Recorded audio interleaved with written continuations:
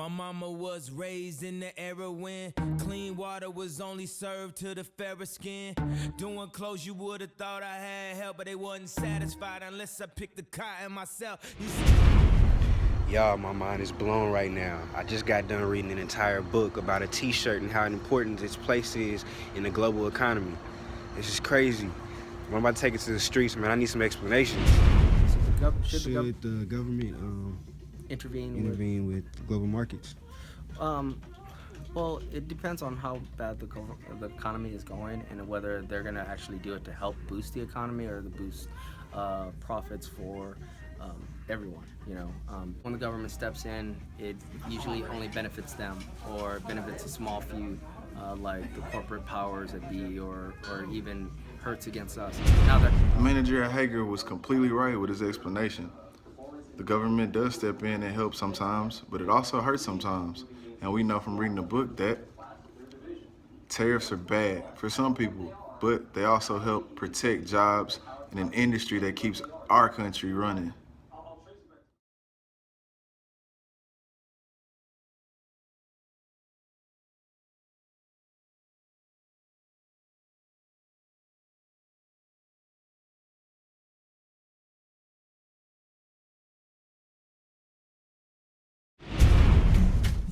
Here, some say made in Vietnam, made in China or anything.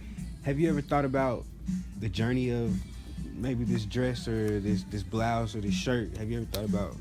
Well, in church one day, they actually showed us a video about how some, clothes were made, and they were showing us about the workers and how they had to work really, really hard to just make that, specific outfit for us. And, usually when we think about it, we don't really think about how hard it is for them to make this. And this tiny, this cute outfit could have had like maybe 15 people making this or something like that. America was built off free labor until the abolishment of slavery. And then companies tried to find cheaper ways to pay their employees. The answer, globalization. Countries such as India and China have so many people in their population that they have the opportunity to offer cheap wages. And also, I know that they get paid really low. Low, very low indeed. On the contrary, the textile workers in this industry, in these various markets overseas, actually view the work that they do and the wages that they get paid as a come up. Most of these workers are women who didn't have rights, and now that they have them, it's better than working in the farm or doing other jobs that pay less and are really degrading. Did you know that used clothes is one of the U.S.'s largest exports? No, I did not know that. Well, do you think that that's like something that helps countries, or is it something that is harmful for their economy? Well, it depends, because if you're taking it to donate, you're donating them to the poor. You're not selling them to them. So if you're selling them, yeah, in that aspect, they're gaining used clothes, something that they probably can't afford, and it's helping them at least have something on their backs. Believe it or not, used textiles is one of America's largest exports, trading with countries such as Africa. Many of these t-shirts purchased in America share similar fates, seeing as they end up in some used bin at a Goodwill or a Salvation Army. Especially for nights. Especially in other countries where it's like bad, they don't get to have that. Yeah. So that helps them out a lot. As far as the economy, it does prevent from like jobs, because there's a lot of people that won't get that sense of making the clothes now new, so there's not many possibilities for new jobs in that aspect. Correct. Globalization has affected Americans because we don't have the comparative advantage when it comes to cheap labor. When you hear the word globalization, what comes to mind?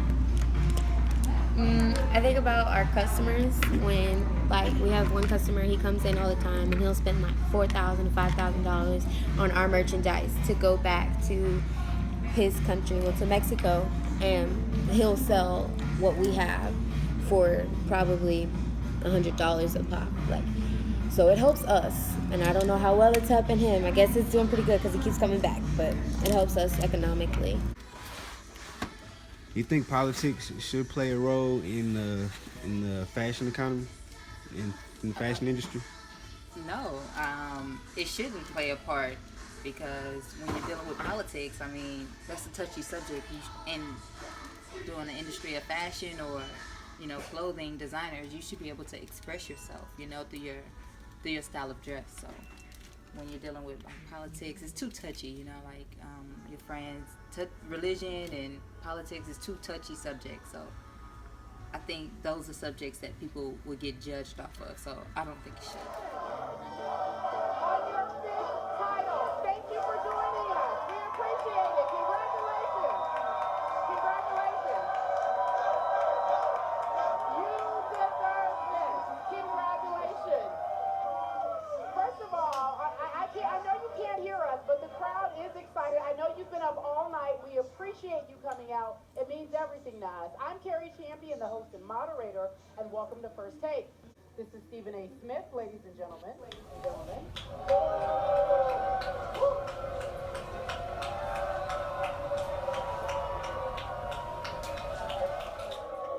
They deserve it. Let them have it. You guys are funny. We appreciate your humor. Let's give it up for your mayor, Mr. Skip Bates.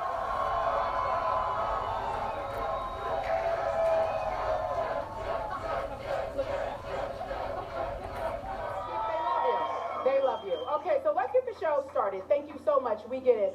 Mr. Mayor, speak to your people.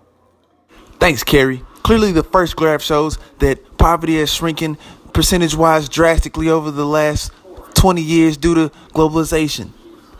The second graph also shows that, sure, we are importing more goods, but America is growing. We have to import more goods from different places if we want to survive in today's society. I mean, we can't just count on America to grow everything and make everything. We have to get it from other places.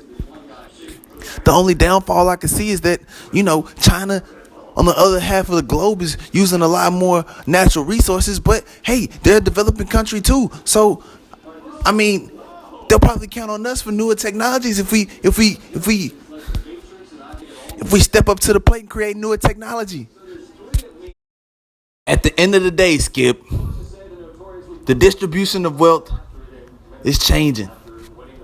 The rich are getting richer and the poor are getting poorer. But it's the richest job to supply and provide opportunities for the poor to work in different and more developing jobs.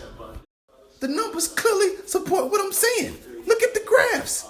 Look, listen, Steve. I'm not saying globalization is bad. Just too much globalization is bad. Globalization? How could you not love it? It gives people more jobs in different places worldwide. I mean, what's the argue here? Are you serious, Stephen A? From a business standpoint, all globalization does is offer high risk and uncertainty in the market. The first graph clearly displays a decrease in productivity. It's like corporations that once benefited from globalization now face unstable and unpredictable demand.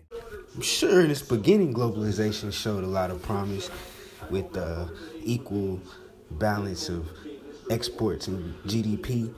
I mean, it's clear. The countries with the most competitive advantage should be the ones facilitating the labor markets. I don't